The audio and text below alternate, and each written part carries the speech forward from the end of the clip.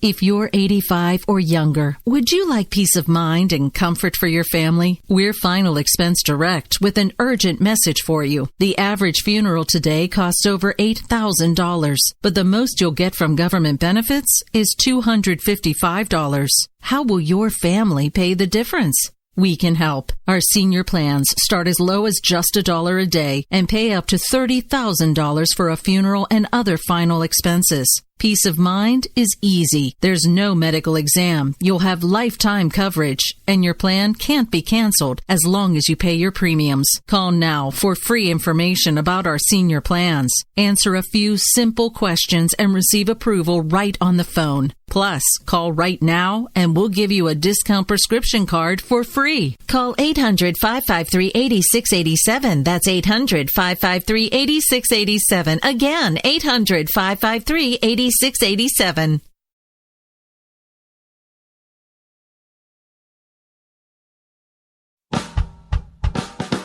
You're listening to the Spark Radio Network, internet radio like you've never heard before.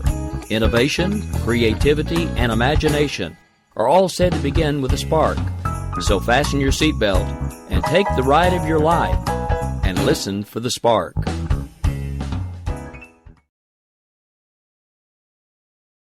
Here's George Foreman with InventHelp. Hi, I'm George Foreman. Do you have an idea for a new product or invention? People ask me all the time, George, how do I get my idea in front of companies? How do I get a patent? What do I do next? Do you have the same questions? I'll tell you like I'll tell them all. Call my friends at InventHelp. Call InventHelp today for free information. InventHelp has been helping inventors for more than 30 years and has sales offices nationwide. InventHelp can submit your invention to companies who are interested in receiving new ideas. If you have an idea and want to try to patent it and submit it to companies, you should call InventHelp today for free information. Listen, I can't guarantee a company will be interested in your idea, but I believe every inventor deserves the opportunity to step into the ring and take their best shot. Put InventHelp in your corner. To get your free inventor's information, call 1-800-353-6490. That's 1-800-353-6490. Again, 1-800-353-6490.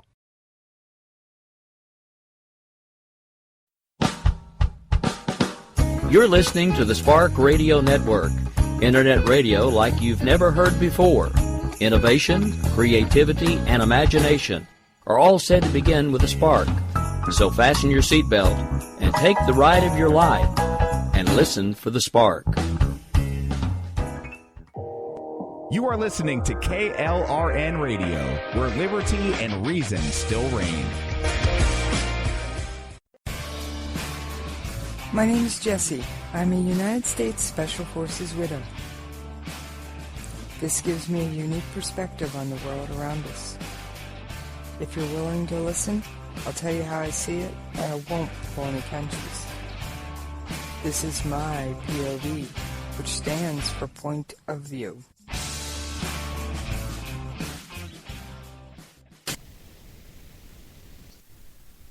I'm doing it today. You know I miss you when we're not talking. Yes, I really truly do miss you when we're not talking. I'm sorry about the audio issues tonight. I am on a road trip. And of course, North Korea would have to act a fool while I'm on my road trip. Come on, guys, can't you give me a couple of days to take care of some personal business? Obviously not. To the Spark Radio Network. My bad, wrong button. Keep talking. All right, and as you just heard with the lovely person butting in, it's Rick, who is producing tonight. Yes, normally I produce my own show. All right, so what do we have going on in North Korea? Well, they are lobbing missiles into the air or blowing them up on launch pads, depending on which missile and which moment, every freaking day. Now, of course, we flew some B-1 bombers over the Korean peninsula. While the bombers were unarmed when they flew over the peninsula, they are capable of carrying a nuclear warhead, folks. Now, this is going to be a very short episode, and the remainder of my show airtime will be filled with a previous episode, but I did want to let you go with all old news. Now,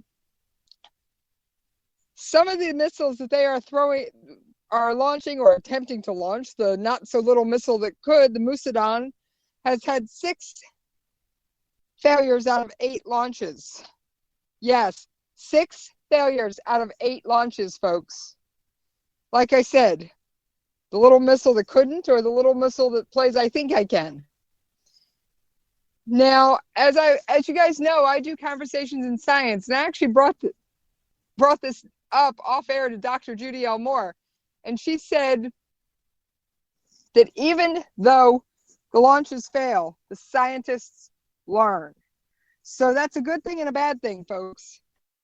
I mean, we don't want them launching missiles that can, but do we really want them learning from their failures? Well, who knows? You know, when President Trump's election took place before his inauguration, there were no launches for 6 weeks, nothing. Then remember when they launched those 4 missiles into the ocean? Well, it was supposed to be 5. One of the missiles failed. And now I will say launching missiles is not as crazy and provocative as the nuclear tests they keep promising / threatening to do. However, then you get President Trump, and I would love to invite Rick to comment on this if he's able, but I know he's got family in the background, so he may be otherwise occupied. But Trump then says he would be willing to meet with Kim Jong-un if conditions were right. Now, some see this as oh my gosh, what is he saying? The way I take it, and it's, you know, I don't cover much U.S. politics, folks. Maybe he's trying to pump up the little quackers, and no, I don't have my sound effects board, and I'm not sure Rick had time to source a quacking duck for me. But maybe he's trying to pump up quackers so he gets to save face or save some ego here. So maybe that was his motive, rather than trying to just act stupid. Believe it or not, our own CIA Director Pompeo is in South Korea. He made an unannounced visit. Now, of course, a lot of things in the CIA are unannounced, but he made an unannounced visit to South Korea right in the middle of all this. On other notes, did you know that North Korea and India is North Korea's 3rd highest trading partner, and they have cut them off, except for food and medicine. Now, we all know that the biggest source, if you're a regular listener to the show anyway, you know the biggest source of hard currency from North Korea gets is selling coal to China. China has begun turning away the ships loaded with coking coal per the UN sanctions, which gives me some hope. But part of me would love to be able to do this show properly. Unfortunately, folks, I am in the middle of a road trip. I should be home in time to do my show tomorrow. I mean, and more Western countries are stopping their trade, but I would love to be able to do this show properly. So here's my promise to you, listeners. The minute I get home, get everything stable, and am able to do a proper show, I will get one up. You may get a double dose of Jesse's POV tomorrow, because there is so much North Korea.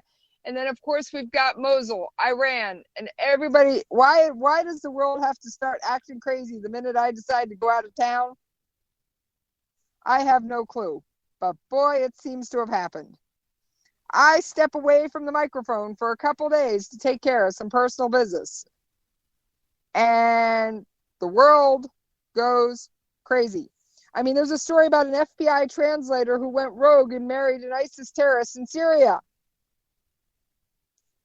Oh, yeah. So we have so much to talk about. Unfortunately, like I said, it is just, I can't give you the quality show I'd like to do tonight. So you're going to have to settle for some of my previous thoughts on North Korea. As we all know, Kim Jong-un is quackers, quack, quack, quack, quack, quackers.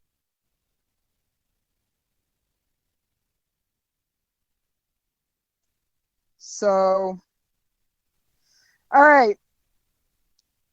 Guys, I'm sorry to have to cut this so short, but if you want me to get that special episode in tomorrow, strictly about North Korea, I got to roll so I can get home.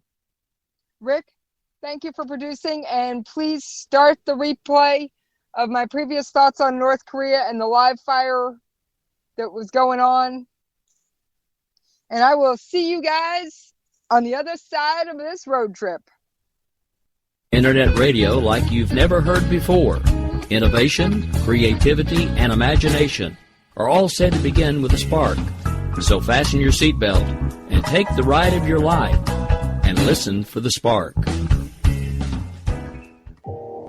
You are listening to KLRN Radio, where liberty and reason still reign.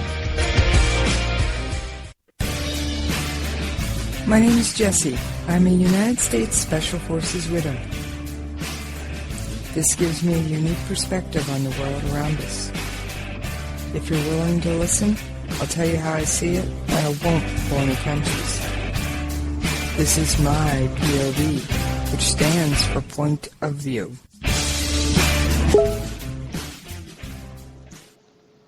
All right, how y'all doing out there today? It's Jessie. You know I miss you when we're not talking. Come on, you've got to buy that by now. Yeah, you've got to. It's just the rules around here, kids. Now, I apologize for missing last night. I had something come up. I didn't even have time to shoot out a tweet or drop a replay. It was chaos.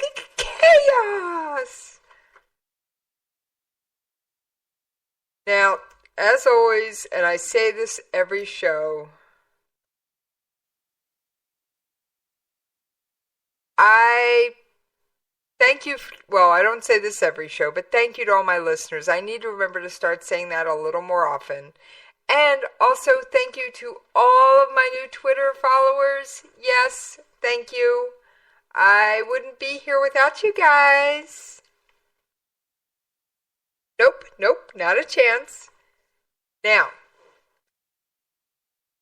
I got the show prep,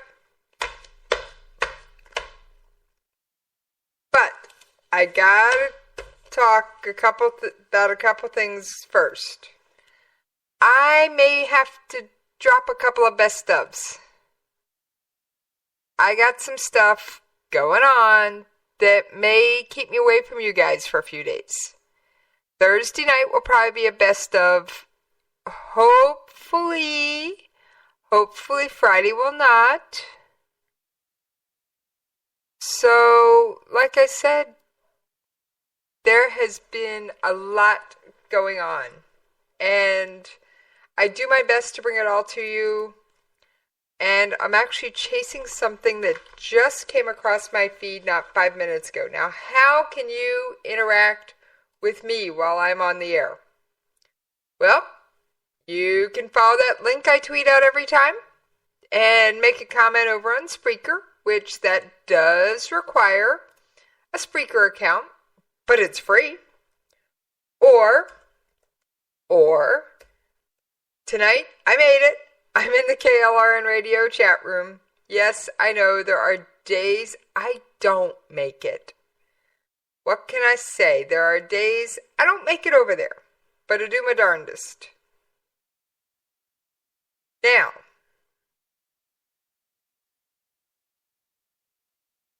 anyway, the other way, I'm on Twitter at Jessie's POV, and yes, my Twitter is up, just the notifications tab. So if you got something to say to me while I'm on the air, Major Payne. Yeah, and Major Payne, I'm going to call you out. I haven't gotten that email from you yet. Still waiting. So, alright. Now, the other way, say you listen via Memorex and you still want to give me comments and feedback, please do. You can email me at the station at jessiespov@KLRN Radio. Now, I'm going to see if I can find somebody to cover Thursday night's show. I haven't even talked to them yet. But we're going to see what we can do. We're going to see what we can do. All right. Moving right along. Some of you may have heard that there was a new show launching Wednesday. Well, it kind of had to be pushed back a week because the host, Dan Wright, has laryngitis. Yes, Dan is launching his own show. He has laryngitis. Well, when it's a one-host show and somebody gets laryngitis, it kind of just is what it is, darling. So, and as it's a new show, we are not going to drop that on anybody else.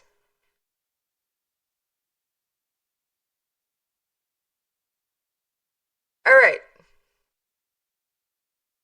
Moving right along. Yes, you heard my show prep. Let's do it again. Here's the show prep. Yes, I've got it for you. Don't I always? Don't I always? Yes. Yes, yes, yes. Now, there's also, of course, plenty going on in the Middle East. You guys know, I could do a whole show on Mosul, Raqqa, Syria, and all that. I could also do a whole show on North Korea. Neither of those would take me more than 10 minutes to prep for. I do try and stretch myself just a little bit and branch out. No, those aren't the only things I cover.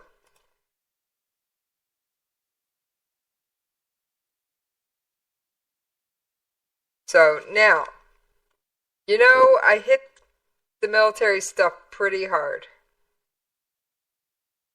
And Secretary of Defense Mattis, this is huge. And yes, it came out yesterday when I was off the air. So guess what? I'm a day late this time. Secretary of Defense James Mattis pledged to confront Russia over allegations Moscow has been funneling weapons to the Taliban. Oh, yes. No, I'm not kidding. Wish I was. Wish I might have the wish I wish tonight. Well, I know what I'd wish for. So, I know I may not share it, but you can probably guess I'd like to talk myself out of a job. I really would, or at least have more fun stuff to cover. 'Cause trust me, folks, I love it. I love what I do. But there's times, oh yeah, there's a time or two, it just gets old. Trust me, I love doing what I do, but I'm not always, I'd like to have some more happy stories. Now, I always try and find a few. I always try. So, can't always guarantee it, but I do sure try.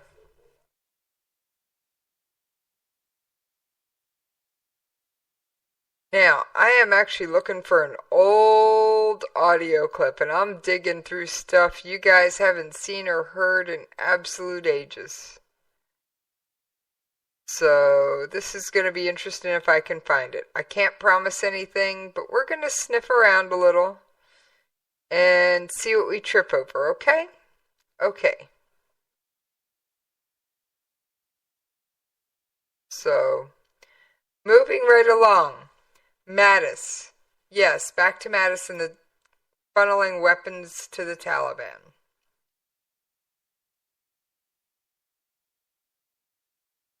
Taliban fighters have made major gains in Helmand province. Now, if you remember Helmand province, it was one that we lost a lot of blood there. And I will say it was mostly our Marines, but not always. And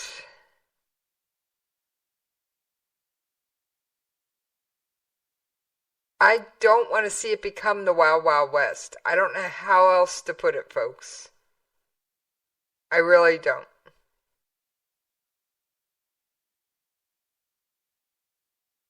But that's the way it goes.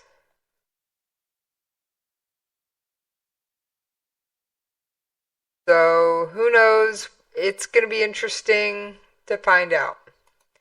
Now, also, while we're talking Russia.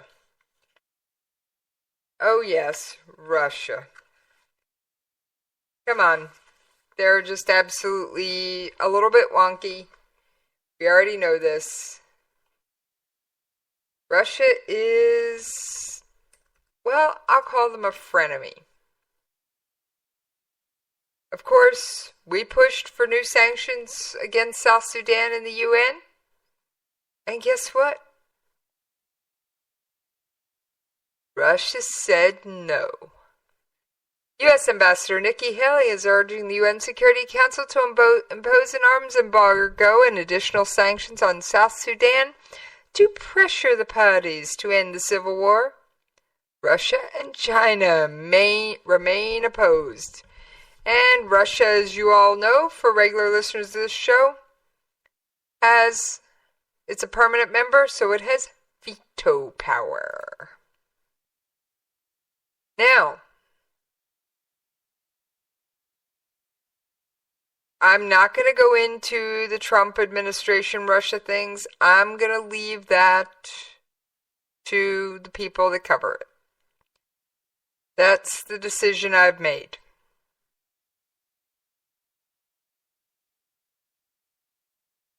But there has been an Al-Qaeda-linked group claiming responsibility for the Russia metro attack. A group of suspects linked to Al-Qaeda has claimed responsibility for this month's metro bombing in the Russian city of St. Petersburg. Yes, and this was put out by the U.S. Monitor's Site Intelligence Group. On Tuesday, alleged suicide bomber Akraban Djilov, a Russian national born in Kazakhstan, killed 15 people and wounded another 24 on the April 3rd blast that ripped through the underground train. The Imam Shamil Battalion said it carried out the attack under the orders of Al-Qaeda leader Ayman al-Zawahiri. Oh yes. Oh yes. The message was sent, the bombing served as a message to Russia, basically, and other countries engaged in quote-unquote war with Muslims. The price of war is going to be expensive.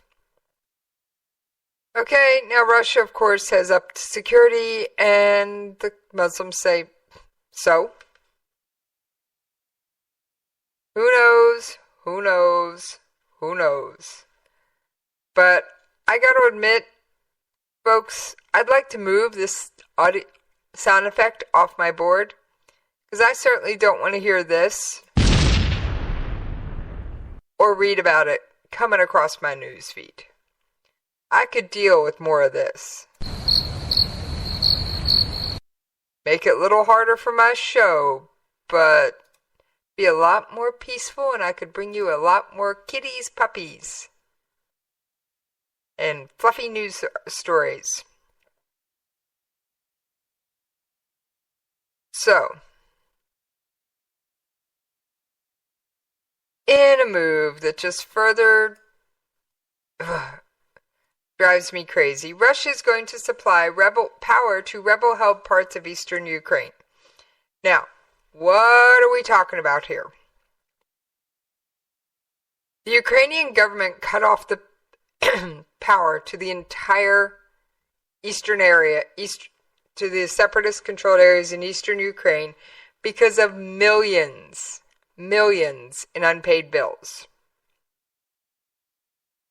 So, of course, the separatists, come on folks, they don't wear Russian military uniforms, but they are. Let's just get over that fact. And Russia said, we'll cut it off. We'll supply it. Cutting the power to the Luhansk region is yet another step by Ukraine to push those territories away, Petrov told reporters in Moscow, saying the move contradicts the spirit of the peace accords that Kiev and the rebels signed in Minsk. Yeah, well, no offense, guys, you don't pay your electric bill, they have the right to cut you off. Despite 3 years of fighting in eastern Ukraine that has killed more than 9,900 people, the trade, water, and power supply crossing the front line never fully stopped. Many local factories and coal mines in this industrial heartland, situated on different sides of the conflict, are interdependent, and a rupture in the supply lines could cause a complete industrial breakdown. Yep, a complete industrial breakdown. So the decision on the electricity falls into the trend of Ukraine shutting off Luhansk, Donetsk, and Donetsk shutting off Ukraine and moving closer to Russia. The Minsk agreements are not working. Let's just be blunt here, kids. The Minsk agreements are just about as bad as Congress or a train wreck. So, and we're not talking $1 million, okay? We're talking $431 million in unpaid debt for power supplies. And they weren't worried about it because they expected Russia to step in, and Russia did. And Russia has in fact been propping up Donetsk and Luhansk separatists since the conflict began in April 2014, although of course the Kremlin denies sending troops or weapons. The war began after Russia annexed Crimea's peninsula on the Black Sea, securing its large naval base there, folks. That is the one base that was within Russia's control up until, well, Ukraine started to get big and want to take control of its own land that actually didn't freeze up in the middle of winter. So,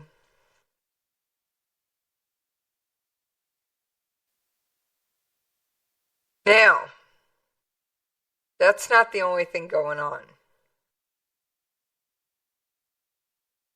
We're going to go from a country that has electricity,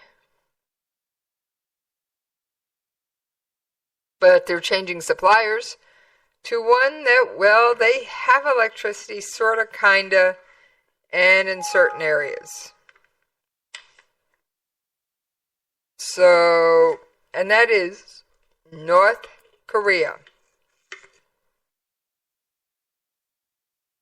58-year-old Kim was teaching at the accounting at the Pyongyang University of Science and Technology, a private university funded mostly by Western-based evangelical Christian groups that educates the children of the country's elite.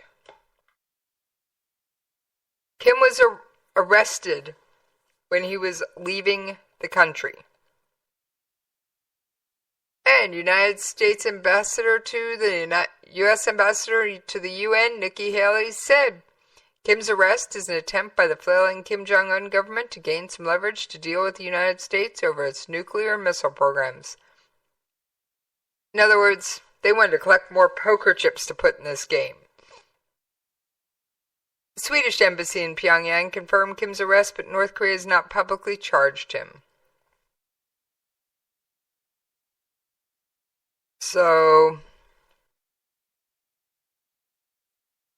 Nicholas Burns, a former Undersecretary of State, said the North Koreans have a history of taking American citizens hostage, detaining them illegally and without any rationale. Guys, I've said this once, I've said this twice, I probably say it every time I bring up tourism to Pyongyang. Don't. Just don't. Don't.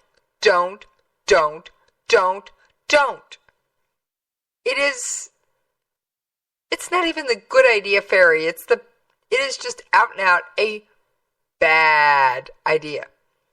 Would I love to see Pyongyang? Yes. Am I ever going to go under this regime, under the Kim family? Absolutely not. Unless my safety can be guaranteed, which, as an American, I'm not taking that chance. Now, of course, last year, North Korea arrested Otto Warmberg just days before conducting its fourth nuclear test. The U.S. college student was sentenced to 15 years of hard labor. Now, he did try and steal a political banner from his hotel.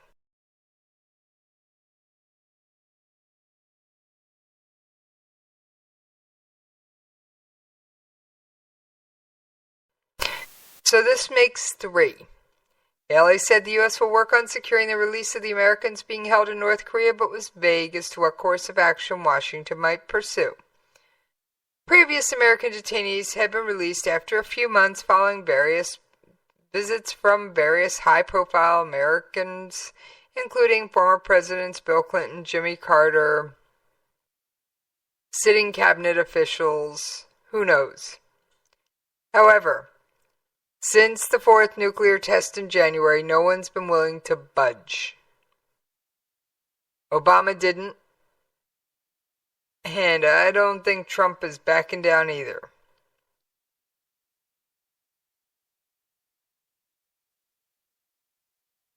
So, who knows what's going to happen? But I gotta say, just don't go to North Korea, kids, and then we won't have these problems. That's the short and simple version of it. Alright, I've got more on North Korea. I've got all kinds of stuff coming up. And yes, I know, we're coming up on the bottom of the hour. Yes. And so in just a couple minutes, I'm going to take, in fact, you know what? I'm going to take that commercial break now because I'm trying to get into a little bit better of a habit, getting off the air just a couple of minutes early for those that are coming behind me. And because there's going to be some changes coming to the station, and I've had a sneak peek, but I can't let the cat out of the bag. Not yet. Not yet. So I can't let the cat out of the bag, and hopefully it'll bring a better listening experience for you guys.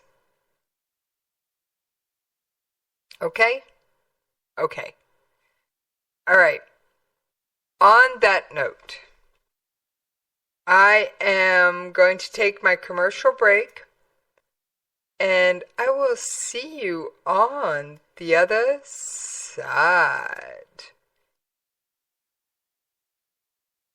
As a reminder, you can always find me on Twitter at Jesse's POV, and you can always shoot me an email at the station, jessespov@klrnradio.com.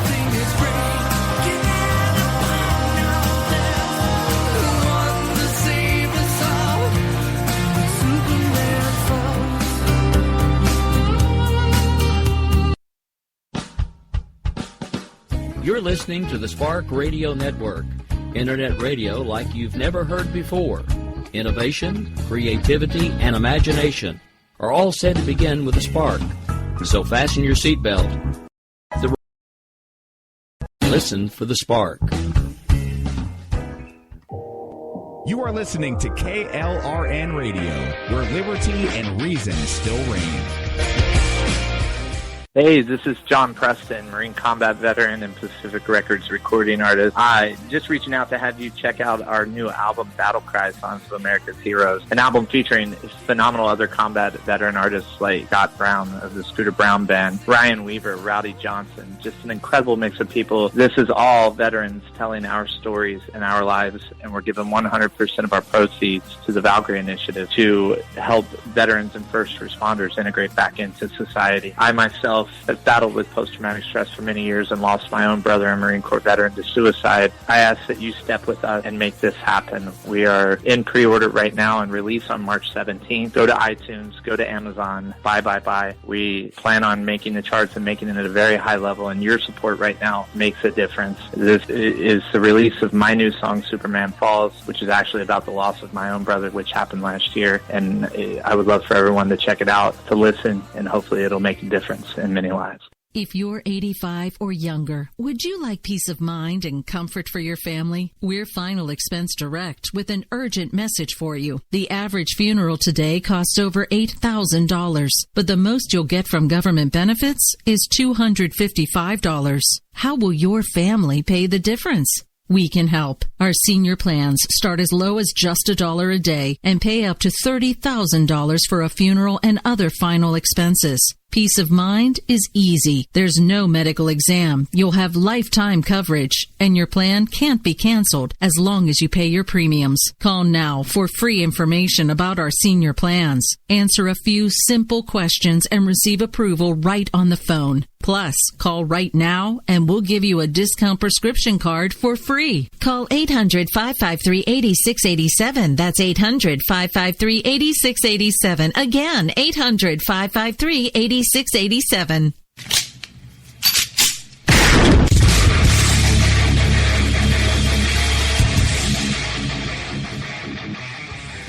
This is Slickery Trigger for Rebel Road Tactical. With proper care and feeding, your pistol will be ready when you need it. There to save your life. Shouldn't your gear be that good? Whether you need a holster for comfortable everyday carry or a tough-as-nails holster for your next training course, Rebel Road Tactical has what you need. Check us out on the web at rebelroadtactical.com.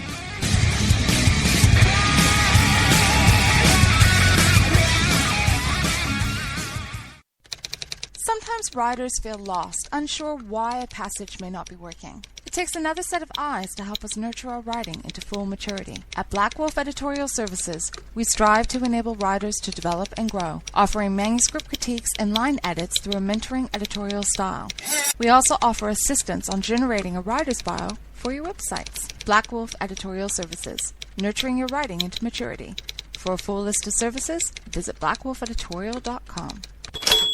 Here's George Foreman with InventHelp. Hi, I'm George Foreman. Do you have an idea for a new product or invention? People ask me all the time, George, how do I get my idea in front of companies? How do I get a patent? What do I do next? Do you have the same questions? I'll tell you like I'll tell them all. Call my friends at InventHelp. Call InventHelp today for free information. InventHelp has been helping inventors for more than 30 years and has sales offices nationwide. InventHelp can submit your invention to companies who are interested in receiving new ideas. If you have an idea and want to try to patent it and submit it to companies, you should call InventHelp today for free information. Listen, I can't guarantee a company will be interested in your idea, but I believe every inventor deserves the opportunity to step into the ring and take their best shot. Put InventHelp in your corner. To get your free inventor's information, call 1-800-353-6490. That's 1-800-353-6490. Again, 1-800-353-6490. KLRN Radio has advertising rates available. We have rates to fit almost any budget. Contact us at advertising@klrnradio.com.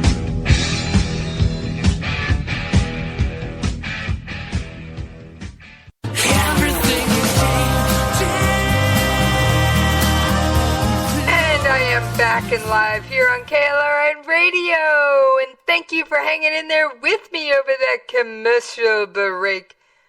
I know nobody likes to do it, but we always got to pay them bills. Pay them bills. It has to happen. So, like I said, from a country that is supplying power to someone else that was cut off, to a country that has selective areas powered, we're going to North Korea. Now, like I said, folks, just don't even go there as a tourist. No, no, no, no. I'm not even sure I would do it as a journalist, although journalists seem to be a little bit safer. Just while you're there, you follow the party line and propaganda, and you swallow it for a few hours or a few days. Now, there's a lot going on in North Korea, more than I actually have time to cover on this show. And you guys know North Korea's been saber rattling. Oh boy, are they ever. So, Washington and Pyongyang have been ratcheting up pressure on each other in recent weeks, with the United States sending an aircraft carrier group and a nuclear submarine to the region, and North Korea attempting more missile launches in defiance of the UN. North Korea said on Wednesday Kim Jong-un had supervised the country's largest ever live fire drills to mark the 85th founding anniversary of its military.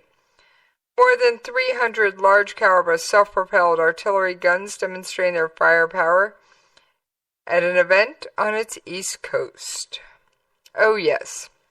The firing drill came instead of a nuclear test or launch of a long-range missile as feared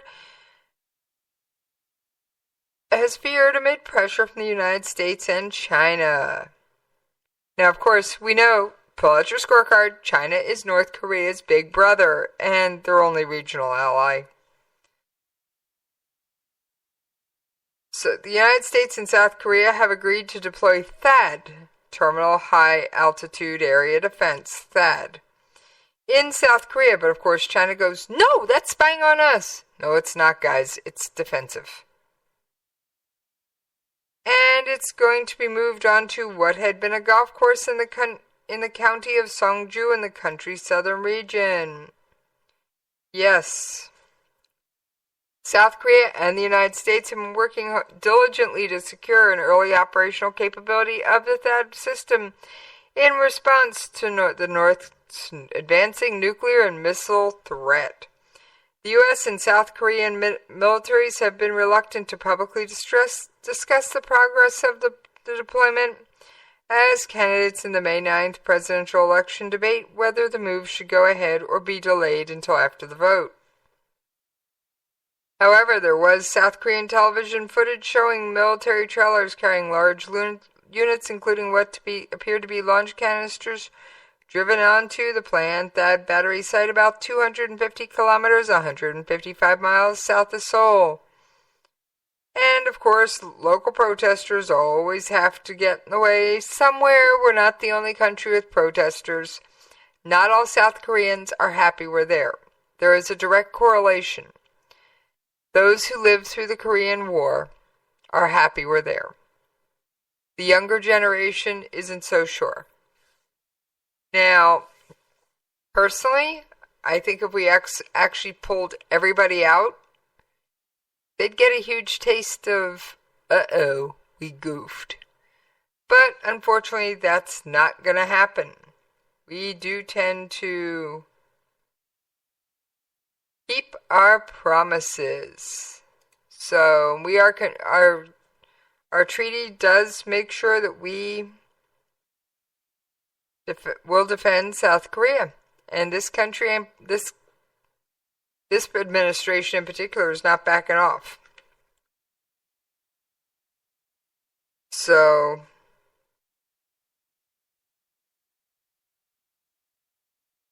like I said, North Korea, don't go there. And, well, I got a couple audio clips about them from an Asian Pacific conference that happened in the Senate this week. Between 1994 and 2008, North Korea did 16 ballistic missile tests and 1 nuclear test. Since January of 2009, they have done 71 missile tests, including 4 nuclear tests. The leader in North Korea has made no effort to have dialogue with any other country in the region, not just the United States, but that includes China, South Korea, Russia. Absolutely no interest in talking. Nope, Kim Jong-un doesn't want to talk it out. Let's listen to just another brief audio clip from that same speaker. The North Korean threat provides opportunity for closer coordination of policy between the next government in South Korea, which will be elected May 9th, and Washington.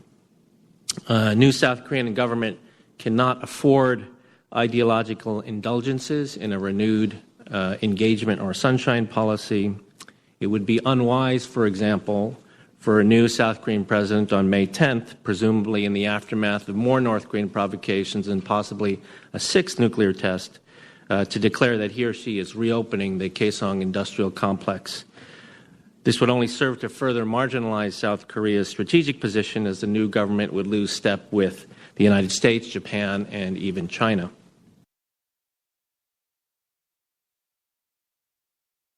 All right, now what is the Kaesong Industrial Complex?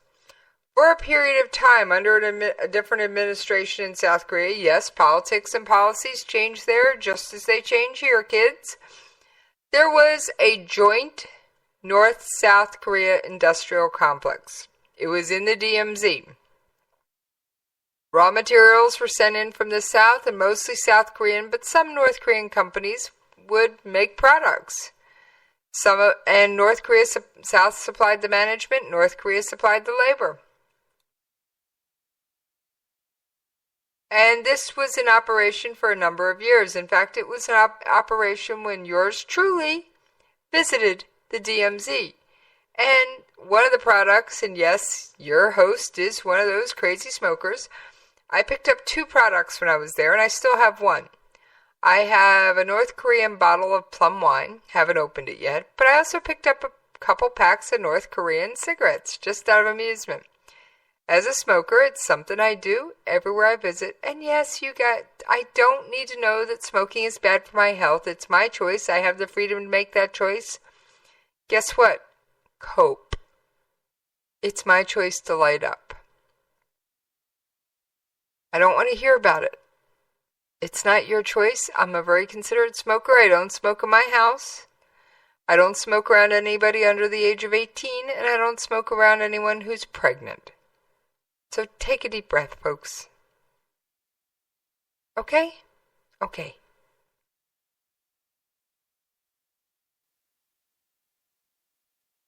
Moving right along. The Kaesong Industrial Complex I used to think was going to be the way forward. But unfortunately, it has long since been shuttered. And now we're at a point where we've got 25 years worth of failed policy we're building our platform on. I don't get it. And neither does the next audio clip I have for you. This is another speaker, Aaron Friedberg. I didn't catch the first one's title. This one was former he worked with former Vice President Cheney. I don't recall the details, but he worked with Cheney for a while. Let's take a listen. And this is how Asia views us. The Chinese are now pushing across much of Asia, in which we're portrayed as internally divided, as unable to solve our domestic problems, as inward turning, unreliable, and potentially dangerous, while China presents itself as the wave of the future, economically dynamic, efficient, unthreatening, non-judgmental, loaded with cash, and eager to do business. Yeah, pretty disparaging. Let's take a listen, and I hope I've got this queued up properly, because this one's not prepped, kids, on some of the other things he had to say. In the economic domain, if we don't want others to be drawn increasingly into a kind of Chinese co-prosperity sphere, we need to provide them with the greatest possible opportunity to remain engaged in mutually beneficial trade and investment with us and with one another. Okay, that's not the audio clip I was looking for. Give me just a second, kids. We're going to take just another shot at it. If an Asia whole and free is out of reach, at least for now, and if a region reshaped according to Beijing's vision would be threatening to our interests and to our values, as I think it would be, how should we define our strategic goals? Now, part of the answer here, I think, is likely to be that we'll need to rededicate ourselves to defending those parts of the Asian regional system that remain open and liberal, including our allies, the rules which they abide, and the commons that connects them. It's sometimes said that in order to accommodate China's rising power and avoid conflict, we will need to compromise, and that's certainly true. But there's some issues where it will not be possible to split the difference, and we need to be clear about what those are. I like this guy's take. I haven't had a chance to listen to all of his testimony, but trust me, I will get to more of it. And he is the one that said we are basing our North Korean strategy on a failed policy from 25 years ago, on the fumes of one. A serious effort along these lines would look at all the various instruments of power, the various aspects of our policy, which I think now are largely fragmented and dealt with separately, and consider the ways in which they might be better integrated. And it would also weigh the possible costs and benefits and risks of alternative strategies. And a useful model here would be the so-called... We don't need to hear the definition of his useful model. To my knowledge, in the last 25 years, there has been no such exercise regarding our policies towards Asia and towards China. So we are effectively running on the fumes of a strategy that was put into place a quarter century ago. There we go. We are effectively running on the fumes of a strategy put into place a quarter century ago. Now, you know, kids, I call a spade a spade. And if this is true that we are basing our current actions in the Asia-Pacific region on a strategy from a quarter century ago, then something needs to change, kids. Something needs to change.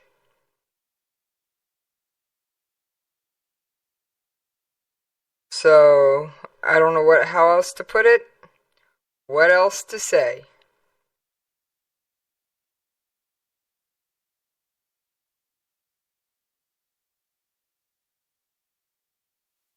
Now, I am almost at the bottom of my show. I've got a lot more news show prep to get to.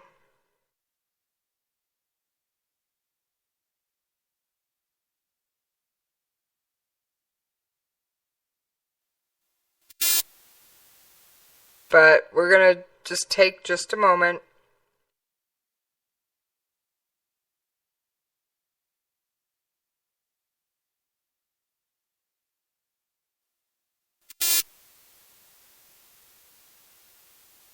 So,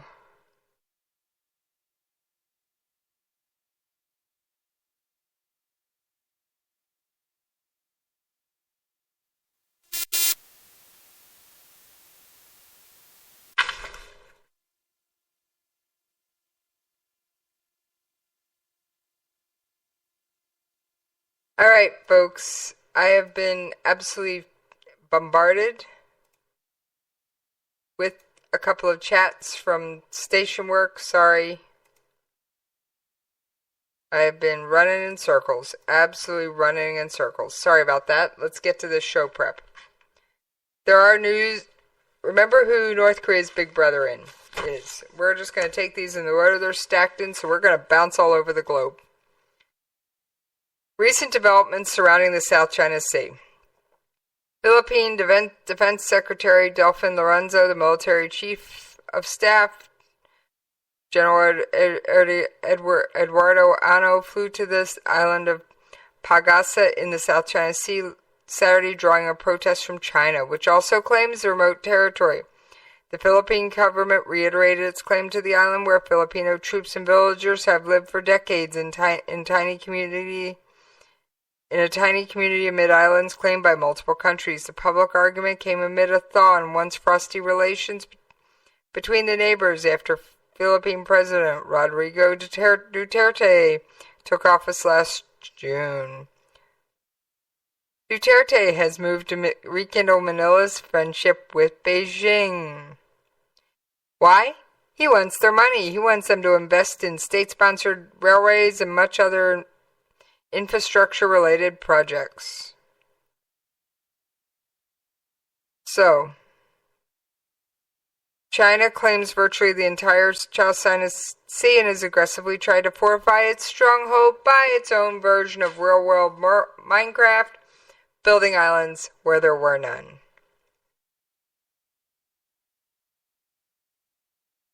Alright. Staying in the Asia-Pacific region, I am trying to sort these a little bit, so we're not going from Asia-Pacific over to Israel, but I do have an Israeli story.